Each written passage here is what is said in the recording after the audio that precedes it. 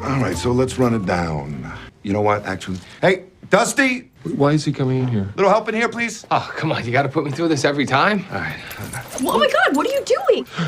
James and the Giant Peach. See, this is what you want. 안녕하세요.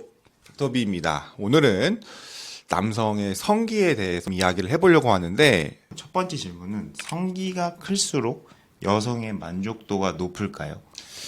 일단은 이 성기의 크기를 어떻게 정의를 하냐에 따라서 좀 다르다고 볼 수가 있는데 길이로 볼 것이냐 아니면은 두께로 볼 것이냐에 조금 차이가 있다고 볼 수가 있겠습니다. 개인적으로는 아무래도 여성의 질벽 자체가 다 자극이 돼야 여성분들이 더 흥분을 할 수가 있기 때문에 두께가 조금 더 중요하다라고 개인적으로 생각을 합니다. 물론 너무 두꺼워서 삽입이 잘 되질 않거나 또 길이가 너무 길면은 여성의 자궁, 경부까지 음경이 닿을 수가 있는데 그런 경우에는 오히려 여성분들이 관계 시 통증으로 이어질 수가 있습니다.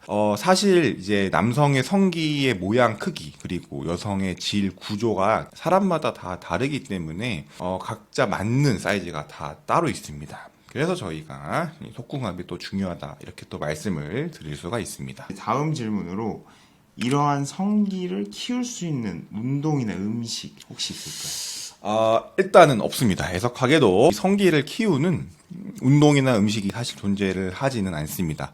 다만 비만도가 약간 좀 있는 분들 같은 경우에는 음경이 치골 아래쪽, 그러니까 저희 골반 쪽으로 좀 들어가 있는 경우들이 있습니다. 이 경우에는 다이어트를 하는 것만으로도 충분히 음경의 길이가 증가를 할 수가 있는데 이렇게 치골 부위를 좀 눌러보면은 음경 뿌리가 더 드러나는 거를 관찰을 하실 수가 있으실 거예요. 다이어트를 통해서 누른 정도의 길이 연장 효과를 보이실 수가 있습니다. 그럼 다이어트를 하면 실제로 커진다고 이해를 해도 될까요? 그렇죠. 그러니까 비만도가 심한 분들 같은 경우는 음경 뿌리를 눌렀을 때 길이가 조금 길어지는 그런 거를 통해서 다이어트만으로도 길이에 조금 연장 효과를 보실 수가 있습니다. 이를 제외하면 사실 현대에서 가능한 거는 수술밖에 없다라고 저희는 말씀을 드리고 수술 역시 길이를 연장시키느냐 아니면 두께를 굵게 만드느냐에 따라서 조금은 차이가 있습니다. 결론적으로 말씀드리면 두께가 훨씬 쉽습니다. 두께 같은 경우는 뭐 안에다가 필러를 넣거나 돼지의 이런 진피를 이용한 진피 이식을 하거나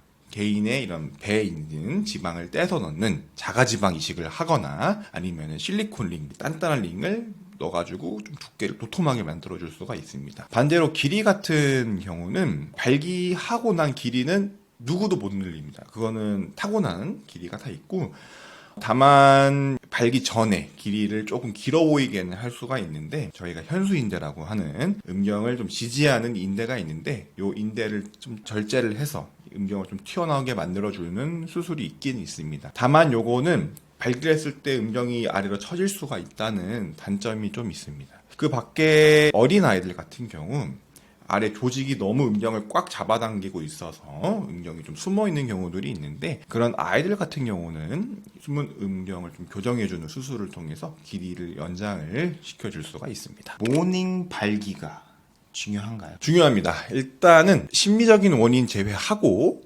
저희가 혈관에 문제가 있거나 아니면은 발기 신경에 문제가 있는 경우에 이 모닝 발기가 잘 되지 않을 수가 있습니다. 물론 일시적으로 수면 부족 아니면 스트레스, 음주, 과음이나 이런 일상생활의 그런 불균형 같은 게 올 경우에는 모닝 발기가 좀 안 될 수 있고 그 경우에는 약을 복용을 하거나 심한 경우에는 좀 수술적인 치료를 통해서 발기를 도와줄 수가 있습니다. 또 모닝 발기 얘기가 나와서 이런 것도 궁금해 하시는 분들이 있어요. 성관계를 아침에 하는 것이 좋냐, 밤에 하는 것이 좋냐 이렇게 좀 여쭤보시는 분들이 있는데 요거는 이제 비뇨약적으로 봤을 때는 다 장단점이 있다 이렇게 좀 말씀을 드릴 수가 있습니다. 아침에 하는 경우는 일단 남성분들 같은 경우 아침에 테스토스테론의 수치가 굉장히 올라가져 있어요. 그래서 더욱더 강직도, 그러니까 발기의 그런 단단한 정도가 더 좋고 왕성하게 관계를 좀 가지실 수가 있습니다. 또한 관계를 하게 되면은 엔돌핀 그리고 옥시토신이라고 하는 이런 호르몬 분비가 되면서 스트레스 호르몬이 줄어들게 되고 하루의 시작을 조금 더 긍정적으로 시작을 할 수가 있고 순환계가 활성화되고 신진대사가 활발하게 되면서 심혈관 건강에도 도움을 줄 수가 있습니다. 다만 여성분들 같은 경우는 아침보다는 밤에 조금 더 잘 흥분을 하는 경향이 있고 피곤한 상태에서 아침에 관계를 했을 때에는 피로도가 좀 누적이 될 수 있다는 단점이 있습니다. 그의 반대가 바로 밤에 했을 때 장점이 될 수가 있습니다. 즉 밤에 하면은 오히려 여성분들에게 더 큰 정신적인 만족도를 더 줄 수가 있고 관계하고 나서 좀 피로가 있어도 밤에는 쉴 수 있다는 장점이 있습니다. 다만 남성분들의 테스토스테론 수치는 밤에 낮기 때문에 강직도의 부분에서나 남성의 관계 질리는 조금 떨어질 수 있다 이렇게 보시면 되고 커플분들이 서로 잘 좀 원만하게 합의를 보셔서 언제 하는지에 대해서 충분하게 얘기를 하고 서로 교감을 하는 것이 좋다 이렇게 또 생각을 하시면 되겠습니다. 발기 시간은 무조건 길수록 좋을까요? 정말 잘못 생각하시는 게 있는데 발기 시간은 너무 길면 안 됩니다. 요거는 비뇨의학적으로 응급질환에 해당을 하는데 저희가 지속 발기증이라고 하는 응급질환이 있습니다. 실제로 제가 이제 대학병원에서 근무를 할 때 가끔 1년에 뭐 한두 번 정도 발기가 안 풀려서 오시는 분들이 있어요. 이런 경우는 남성분들은 굉장히 아프실 수가 있는데 음경에다가 굵은 바늘을 넣어가지고 피를 뽑아내야 됩니다. 그 정도로 굉장히 응급질환이고 냅두면은 혈액순환이 안 되면서 음경이 괴사를 하고 결국에는 죽게 될 수가 있어요. 그래서 발기가 뭐 물론 어느 시간 정도는 유지가 되는 것이 중요하지만 너무 긴 경우에는 의학적으로 문제가 있는 경우다 이렇게 좀 말씀을 드리겠습니다. 자위를 많이 하면 발기부전이 온다. 이거 맞습니까? 요것도 되게 많이 여쭤보시는 질문인데 정답은 그럴 수도 있고 아닐 수도 있답니다. 그러니까 사실 자위하는 것으로는 음경에는 문제가 없어요. 음경 자체가 발기부전이 오게 혈관이 안 좋아지거나 신경이 죽거나 그런 거는 아닌데 다만 이제 발기부전의 가장 흔한 원인은 사실 음경 문제보다는 심리적인 원인이에요. 뇌가 위축되고 심리적으로 불안해지면서 발기가 안 되는 건데 쉽게 말씀드리면은 보통 포르노는 굉장히 자극적이에요. 남성분들의 그런 성적 만족도를 극대화시켜주기 위해서 그렇게 자극적으로 해야 잘 팔리기 때문에 굉장히 매운맛으로 만들어 놨습니다. 근데 그런 매운맛으로 항상 관계를 할 수가 없어요. 그러니까 관계는 포르노보다는 되게 순한 맛으로 보통 사람들이 하기 때문에 뇌가 내가 생각했던 그 자극이 안 나오네 라고 생각을 하게 되면은 그때 발기가 죽을 수가 있어요. 그래서 사실 발기부전으로 오시는 젊은 남성분들이 저한테 하는 말이 자위는 전혀 문제가 없는데 오히려 관계할 때 자꾸 풀려요라고 말씀을 하시는 경우가 많아요.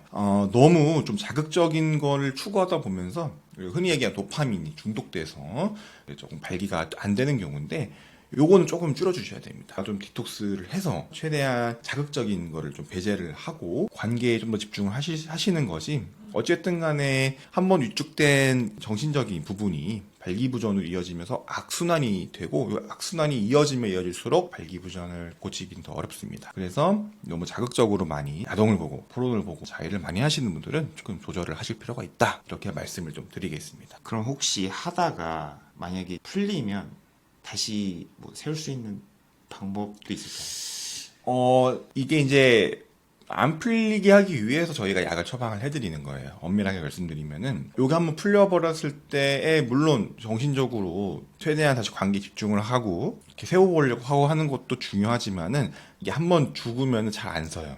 심리적으로 워낙 위축되기 때문에 중간에 약을 먹는다? 요것도 약을 먹고 1시간은 지나야지 다시 발기가 돼요. 그렇기 때문에 시간적으로도 조금 시간이 걸리고 이거를 중간에 어떻게 복구를 하려고 하기보다는 처음부터 아예 약의 도움을 좀 받아서 세워놓는 게 더 효과적이라고 좀 이렇게 볼 수가 있고 집중을 해야 되지 않을까 싶어요. 다음으로는 음경이 휘는 것은 정상인가요? 음경이 휘는 각도가 중요하다 말씀을 드릴 수가 있는데 일반적으로 음경 만곡이라고 불러요. 저희가 일반적인 각도 20도 내외까지는 정상으로 봅니다.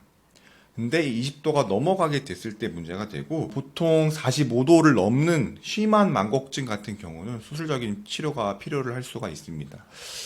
음경 만곡 같은 경우는 되게 본인이 발기를 했을 때도 굉장히 통증이 심하고 삽입을 해도 각도가 안 나와요. 그래서 관계했을 때 어려움을 느끼실 수가 있고 음경 만곡증이 이제 선천적으로 오는 케이스도 있지만 후천적으로 오는 경우들도 있는데 몇 가지 체외가 있지 않습니까? 관계를 할 때 여성 상위 이제 관계를 하다 보면은 여성분이 막 하다가 남성의 음경이 꺾이면서 똑 하고 부러지는 경우가 있어요. 요거를 저희가 이제 쉽게 음경 골절이라고 말씀을 드리고 의학적으로는 음경에 있는 백막이라는 막이 있는데 여기 찢어지는 거거든요. 여기 한번 찢어지면은 그냥 냅두게 되면은 이상이 붙습니다. 그렇게 되면 음경이 확 휘어버리는 음경 만곡증이 심해질 수가 있고 관계하다가 뚝 소리 나시면 요거는 바로 응급실로 가셔야 됩니다. 빨리 수술해야지 그나마 덜 휩니다. 네, 알겠습니다. 오늘 준비한 질문 여기까지고요. 예. 그리고 저희 댓글창에 언제든지 물어봐 주시고 영상으로도 이렇게 원하시는 게 있으면 의견 주시면은 제가 긍정적으로 보고 그에 관련돼서 준비해서 다음 영상으로 또 찾아뵐 수 있도록 하겠습니다. 네, 알겠습니다. 만나서 반가웠습니다.